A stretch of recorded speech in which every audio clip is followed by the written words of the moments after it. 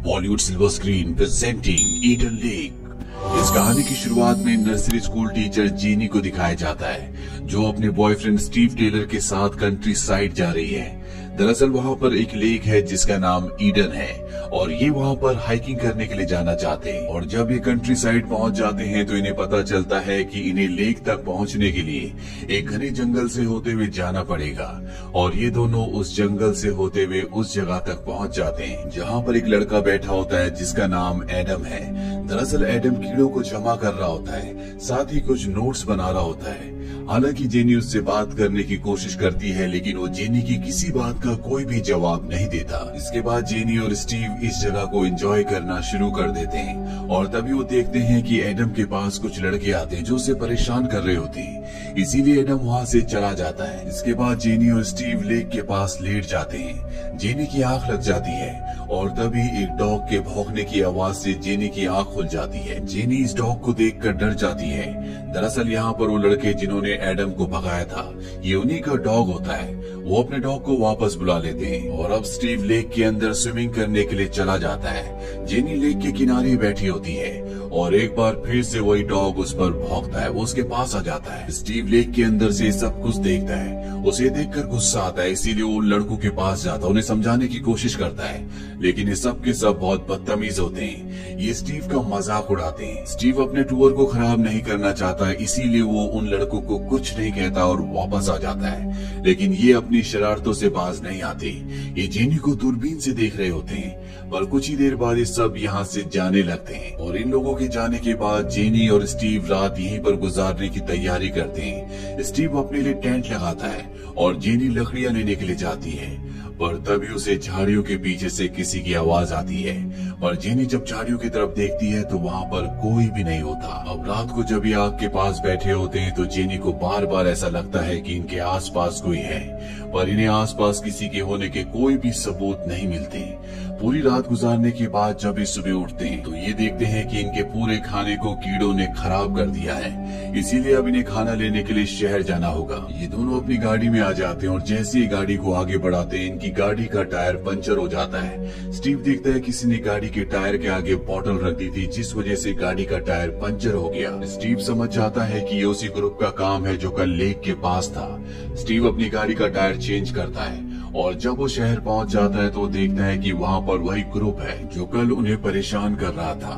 Steve उनका पीछा करता है, लेकिन वो भागने में कामयाब हो जाते हैं। इसके बाद ये दोनों की दोनों एक रेस्टोरेंट में आते हैं, जहाँ पर स्टीव रेस्टोरेंट के ओनर से कहता है कि यहाँ पर एक बच्चों का ग्रुप है जो हमेशा साइकिल पर रहते हैं। वो बच्चे बहुत ज्यादा बदतमीज हैं और रेस्टोरेंट की ओनर उसी को उल्टा सीधा कहना शुरू कर देती है। इसीलिए स्टीव जेनी के साथ यहाँ से अपनी गाड़ी से निकल जाता है। तभी वो रास्ते में एक घर के बाहर उन बच्चों की साइकिल देखता है और स्टीव समझ जाता है कि घर उन्हीं बच्चों का है।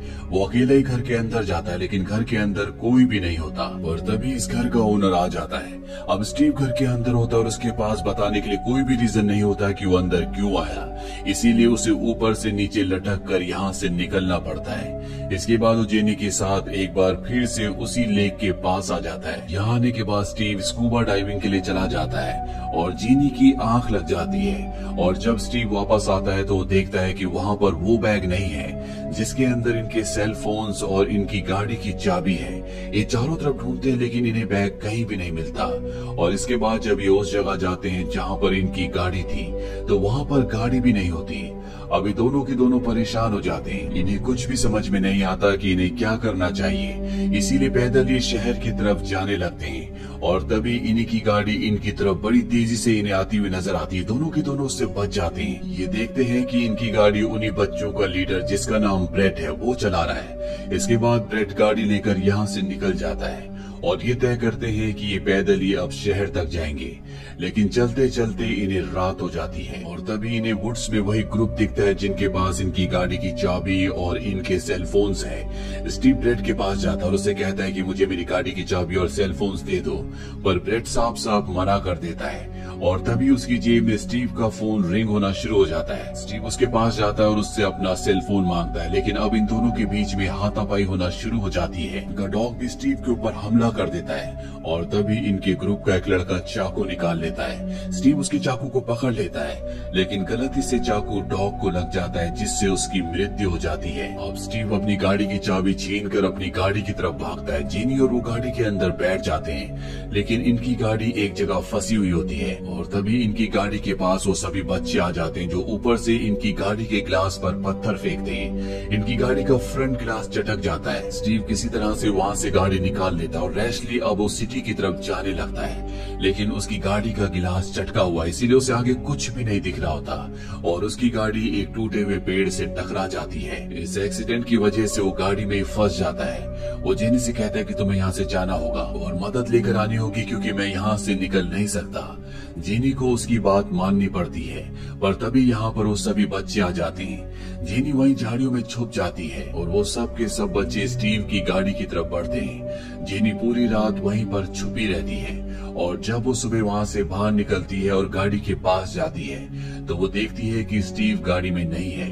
वहाँ पर कुछ खून के निशान भी होते हैं। जेनी स्टीव को ढूंढने के लिए आगे बढ़ती है और वो देखती है कि स्टीव को उन सब बच्चों ने कटीली तारों से बांधा हुआ है। वो स्टीव को बुरी तरह से टॉर्चर कर रहे होते हैं। जेनी को ये सब देखकर बहुत बुरा लगता है, बहुत दुख होता है, लेकिन वो चाहकर भी उसकी मदद नहीं कर सकती। इसी ग्रुप में एक लड़की होती है जो इस सब को रिकॉर्ड भी कर रही होती है और अभी फैसला करते हैं कि स्टीव को मार देंगे। इसीलिए जेनी को इन बच्चों के सामने आना पड़ता है और जब भी जेनी को देखते हैं तो सब के सब उसका पीछा करना शुरू कर देते हैं। जेनी अपनी जान बचाने के लिए जंगल में भागती है और इसी दौरान स्टीव को मौका मिल जाता है। वो अपने आप को कटीली तारों से छुड़ाकर यहाँ से भाग जाता है। वहीं जेनी एक केबिन तक पहुंचती है जहाँ पर अंदर वॉकी टॉकी होता है, पर जब वो उसे निकालने की कोशिश करती है तो वॉकी टॉकी गिर जाता है और टूट जाता है और अब सब बच्चे भी यहाँ पर पहुंच चुके हैं। जेनी वहीं पर छुप जाती है और तभी ब्रेड को कॉल करके बताया जाता है कि स्टीव भी भाग चुका है। इसीलिए सबके सब स्टीव को ढूंढने के लिए जंगल में निकल पड़ते हैं। जेनी भी अब यहाँ से भाग जाती है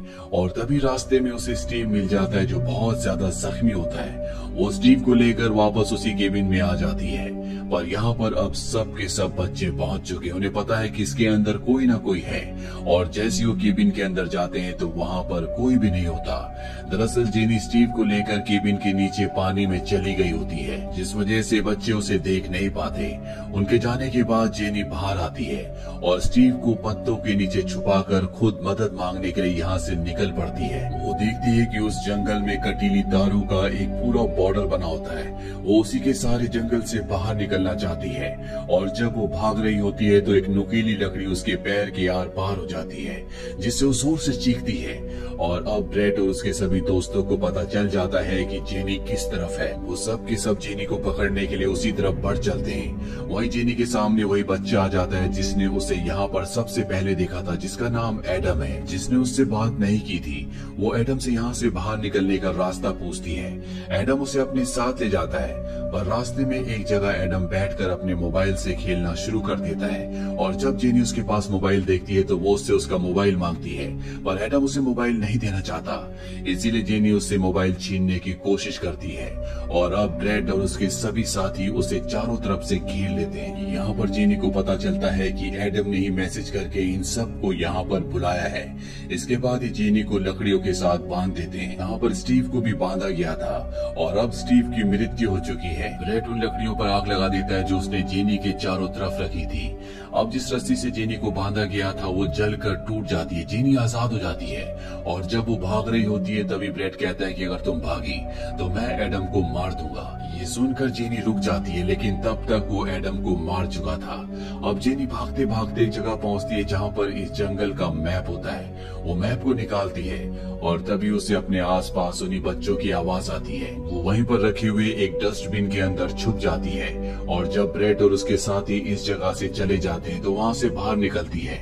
यहाँ पर एक कांच का टुकड़ा होता है जिसे वो कपड़े में लपेट लेती है और तभी वो देखती है कि वहाँ पर ब्रेड का एक साथी है जो उसे देख रहा है और जेनी उसे जान से मार देती है। इसके बाद जेनी यहाँ से भाग जाती है और अब रात हो जाती है।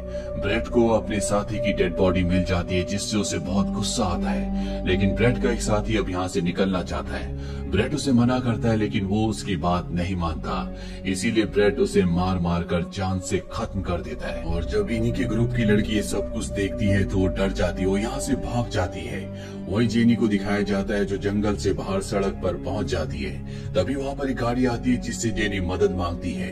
वो जेनी को गाड़ी में बिठा लेता है, लेकिन वो लड़का गाड़ी को वापस जंगल के अंदर ले जाता है। वो कहता है कि मैं यहाँ पर किसी को ढूंढने के लिए आया हूँ। वो जंगल के कोने में ले जाकर गाड़ी को रोक देता है और जेनी को अब मौका मिल जाता है। वो गाड़ी को रिवर्स करती है, यहाँ से बाहर निकलने के लिए आगे बढ़ती है और तभी उसके सामने वही लड़की आ जाती है जो ब्रेड के ग्रुप की है, जो वहाँ से भाग गई थी। उसे नहीं पता होता कि इस गाड़ी को जेनी चला रही है। वो गाड़ी उसे रोकने के लिए कहती है पर जेनी उसे उड़ाकर यहाँ से आगे निकल जाती है। वो एक जगह पहुँचती है जहाँ पर लोग पार्टी कर रहे होते हैं, पर इससे पहले कि वो उन तक पहुँचती जेनी दर्द और चोट की वजह से बेहोश हो जाती है। और जब उसे होश आता है तो वो एक घर में होती है और ये घर और किसी का नहीं बल्कि ब्रेड का होता है। तभी ब्रेड अपने घर में फोन करता है और कहता है कि एक लड़की ने हमारे सारे दोस्तों को मार दिया। ब्रेड के डैड समझ जाते हैं कि यही वो लड़की है। अब जेनी यहाँ पर सबको एम्बुलेंस बुलाने के लिए कहती है, लेकिन कोई भी एम्बुलेंस नहीं बुलाता। जेनी को समझ में आ जाता है कि ये ब्रेड का घर है, इसीलिए वो अपने आप को बाथरूम में लॉक कर देती है। और कुछ ही देर में ब्रेड के फादर और घर के गेस्ट दरवाजा तोड़कर जेनी को बाहर निकालते हैं। जेनी देखती है कि उसके सामने ब्रेड है और सब कुछ बताती है, लेकिन उसकी बात पर कोई भी विश्वास नहीं करता। ब्रेड कहता है कि जेनी ने और उसके बॉयफ्रेंड स्टीव ने हमारे सभी दोस्तों को मार दिया। ब्रेड के फादर उसे ऊपर जाने के लिए कहते हैं और खुद जेनी को वॉशरूम के अंदर ले जाते हैं और इसके बाद हमें जेनी की चीखें सुनाई देती है।